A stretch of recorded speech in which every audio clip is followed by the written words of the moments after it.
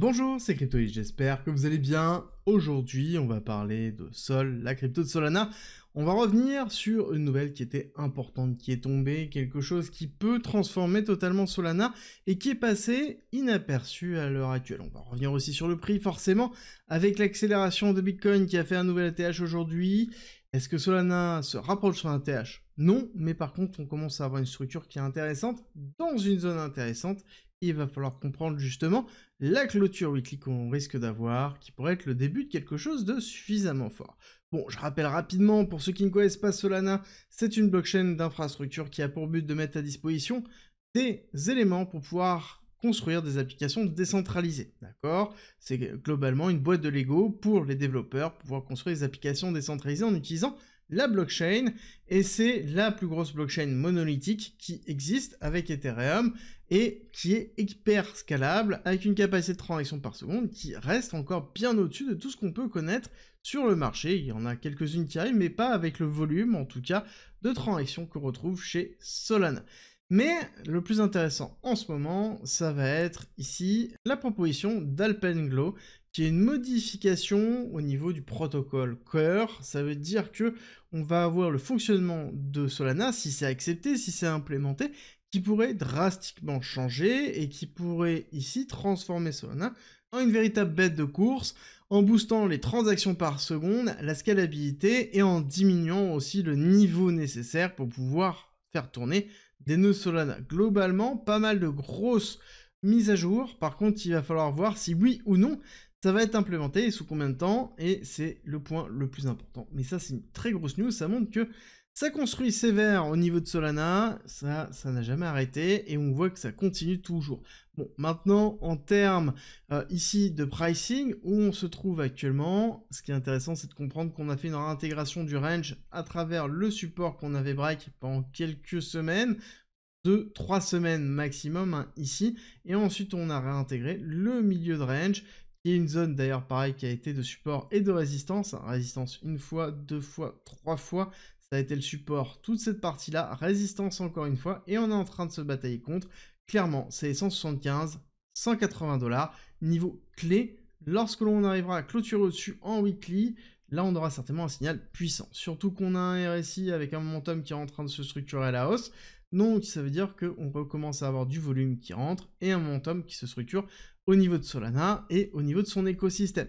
Je rappellerai que Solana, étant que c'est une blockchain d'infrastructure, plus son écosystème grandit, plus on va avoir un intérêt au niveau de Solana et plus Solana va s'apprécier. Et donc pour ça, on va aller regarder rapidement l'état de Solana. On voit que on a toujours des volumes qui sont en croissance et on va avoir une TVL, c'est-à-dire l'argent qui est bloqué sur la blockchain, donc qui est utilisé dans les différentes applications décentralisées sur la blockchain.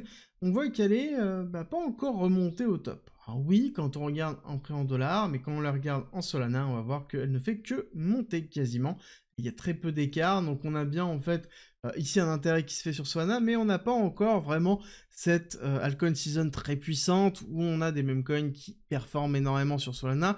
Donc même sur les volumes, quand on regarde sur les principales plateformes de Solana, on n'a pas encore vraiment des énormes volumes, bien que, on voit sur le mois quand même des belles performances avec une augmentation des TVL, par exemple sur Radium de plus 70%, on va avoir Jupiter 23%, Jito 33%, donc on a quand même un intérêt fort qui est en train de se mettre en place au niveau de Solana, et les volumes sur les DEX, c'est-à-dire les échanges décentralisés, on voit que c'est en train d'avancer petit à petit dans le bon sens, donc il y a un intérêt qui est en train de se construire. Ça sous-entend qu'on va avoir une valorisation de Solana tant qu'on a une augmentation du volume.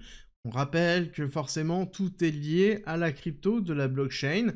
Sol pour Solana, et donc les applications qui sont sur Solana permettent d'avoir du volume et de l'appréciation de Sol. C'est plutôt logique, et là c'est intéressant de voir qu'on est dans cette zone-là, sur rupture et validation de la Altcoin Season, on aura une augmentation de volume sur les applications décentralisées de Solana, et certainement Solana qui poussera fort.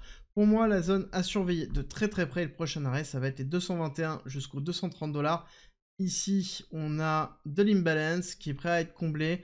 Ça pourrait être ici un très gros rejet pour aller chercher un petit peu plus bas par la suite. À surveiller de très très près. Dans tous les cas, on est dans une vague qui est plutôt haussière. La validation ici en weekly au niveau du RSI sera un signal très puissant pour une continuité haussière au niveau de Solana. Pour moi, la première target, donc comme j'ai dit, 230. Ensuite, on peut aller chercher les targets d'expansion, plutôt liés aux extensions de Fibonacci, pour aller chercher sur des targets assez hautes. Donc ici, on va aller chercher dans un premier temps la rupture des 300$. Ensuite, pour moi, la prochaine target, ça va être les 400, voire les 425. Donc, une belle expansion. En tout cas, si on a un déversement de la liquidité, on rappelle que c'est Bitcoin qui pousse, ok, mais ça n'empêche que normalement, quand on a une respiration de BTC à un moment donné, ou un ranging, on va avoir la liquidité qui va se déverser sur les top altcoins, et Solana est bien positionné pour ça, surtout si on a une saison de meme coin. Le point important, ça va être aussi de comparer Solana par rapport à BTC. Ça c'est simple, on se positionne ici, on fait BTC USDT, et on valide. Vous allez avoir ici ce graphique qui nous montre que malheureusement, Solana ne surperforme pas BTC, et a du mal, même est toujours bloqué dans cette zone de résistance, qui était un gros support avant.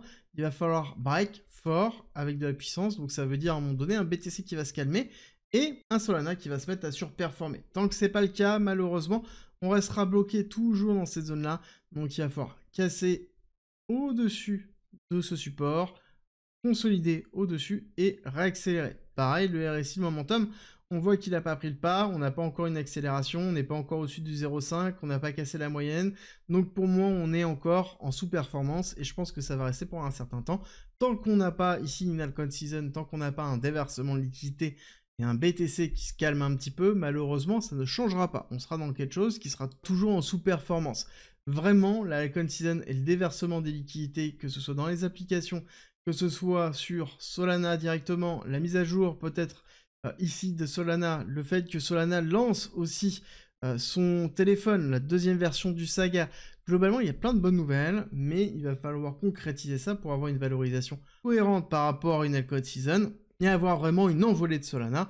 Encore une fois, je rappelle qu'on est loin de l'ATH par rapport à BTC, BTC qui a imprimé un nouvel ATH aujourd'hui, et c'est probable qu'il fasse encore des plus hauts avant que Solana arrive à son top. Il faut l'accepter, ça fait partie du jeu, et justement, ça fait partie aussi de ce que l'on peut ressentir en termes d'émotions, l'impatience, l'incompréhension, qui nous font faire justement des mauvaises décisions. Par contre, il faut accepter le fait que ça puisse prendre plus de temps, surtout dans ce cycle.